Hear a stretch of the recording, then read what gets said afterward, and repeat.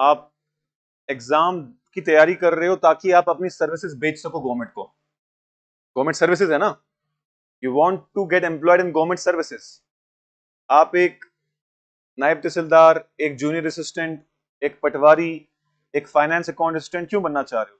Sir, hire me as this particular नायब तहसीलदार और पटवारी, I will perform the duties, I will give you services.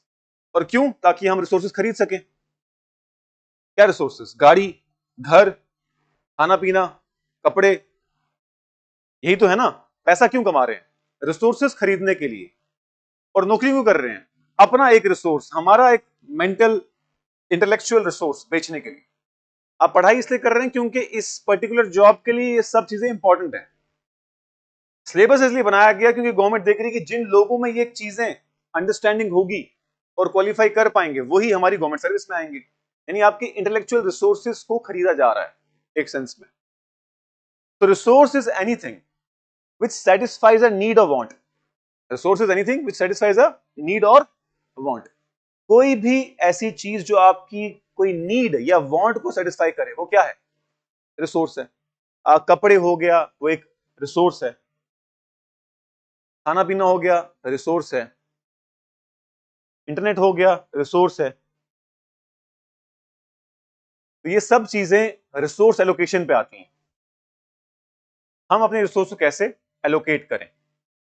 अब problem ये है कि रिसोर्सेज इस दुनिया में लिमिटेड है और वांट्स इंसान के अनलिमिटेड हैं। कोई भी ऐसा इंसान आपको नहीं मिलेगा सिवाय संत लोगों के जो कहते हैं कि हमें दुनिया में सब कुछ मिलना था, मिल चुका, अब हमें कुछ नहीं चाहिए, मोह माया त्याग के बैठ जाएं। इलॉन मस्क सबसे अमीर इंसान होने के बावजूद भी तो अभी भी पैसे कमा रहा है। और आपने न्यूज में सुना होगा उसको $1 ट्रिलियन सैलरी पैकेज की बात हो रही है। इंडिया का जीडीपी $5 ट्रिलियन जल्दी पहुंचेगा, अभी $4 ट्रिलियन के आसपास है। उसका 1/3 अमाउंट सिर्फ एक बंदे को सैलरी देने की बात की जा रही है, $1 ट्रिलियन। उसके बाद क्या लगता है आपको, वो बैठ जाएगा? अंबानीस, अदानीस, सबसे अमीर लोग हैं इंडिया के, क्या वो बैठ जाएंगे? इंसान की वांट जो है, भूख, वो अनलिमिटेड है, वो कभी खत्म ही नहीं होती। आप एक घर लोगे तो आपको लगेगा इससे भी बड़ा घर बनाना है, एक गाड़ी लोगे तो लगेगा इससे भी बड़ा घर, इस बड़ी गाड़ी बनाना है। एक्यूमुलेशन ऑफ वेल्थ को कभी रोकोगे नहीं आप, चाहिए आपको और चाहिए और चाहिए और चाहिए। बट प्रॉब्लम यह कि अर्थ पे रिसोर्स लिमिटेड है, लैंड लिमिटेड है, गोल्ड लिमिटेड है, टाइम लिमिटेड है। इसीलिए इकोनॉमी की पैदाइश हुई। क्योंकि स्कार्स का मतलब लिमिटेड, स्कैरसिटी नाम सुना है आपने? Scarcity, scarcity of water. तो स्कार्स का मतलब कम, लिमिटेड, और वांट्स अनलिमिटेड है। गांधी जी ने इसी बात पे कहा था कि there is enough on earth for everyone's need but not for everyone's greed. दुनिया में सब कुछ है हर इंसान की नीड के लिए, बेसिक रिक्वायरमेंट, खाना पीना, सर पे छत, हर किसी के लिए काफी है, बट ग्रीड के लिए काफी नहीं है। ये भी मैं ही ले लूं, ये भी बिजनेस भी मैं ही ले लूं, ये कॉन्ट्रैक्ट भी मैं ही ले लूं, ये कमाई भी मैं ही कर लूं, ये घर भी मैं ही ले लूं। समझ रहे हो? तो there is enough for everyone's need but not for everyone's greed. अब क्योंकि रिसोर्स स्कार्स या लिमिटेड हैं और इंसान, ह्यूमन वांट जो है वो अनलिमिटेड है, तो ये एक इम्बैलेंस क्रिएट करता है। इसी इम्बैलेंस को बैलेंस करने के लिए इकोनॉमिक्स आई, जो मैंने आपको डेफिनेशन में लिखवाया। To use our resources efficiently.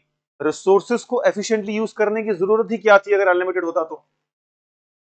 मिसाल के तौर पे जम्मू कश्मीर में एज सच पानी की कमी बेशी तो है नहीं कोई, तो हमने कब आखिरी बार सोचा कि नलका कम खोलें कि पानी वेस्ट ना हो, या शावर आधी बाल्टी से ही करें कि पानी वेस्ट ना हो? जब रिसोर्सेज का अनलिमिट, मतलब रिसोर्सेज की भरपार होती है, मतलब बहुत सारी क्वांटिटी में अवेलेबल होता है, फिर कोई नहीं सोचता कि मुझे एफिशिएंटली यूज करना है। एफिशिएंटली से तब सोचते हैं जब रिसोर्सेज लिमिटेड हो।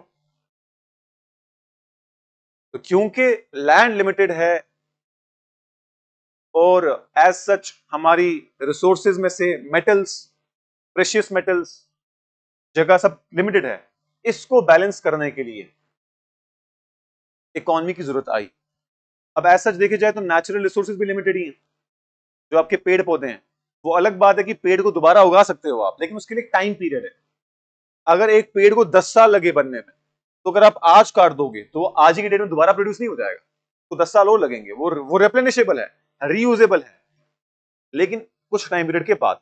तो अगर आज की डेट में हम सब डिसाइड करेंगे पेड़ तो दोबारा उग जाएंगे, चलो सारे पेड़ काट देते हैं, तो उसको तो वापस आने में बहुत टाइम लग जाएगा। तो हमें नेचुरल रिसोर्सेज भी इस तरीके से यूज करने होते हैं कि वो रेप्लेनिश हो सके साथ साथ में। अगर 10 पेड़ काटे हैं तो 10 पेड़ लगे भी हैं कहीं। इसीलिए इकोनॉमिक्स की शुरुआत आई। This is the fundamental problem that economics tries to solve.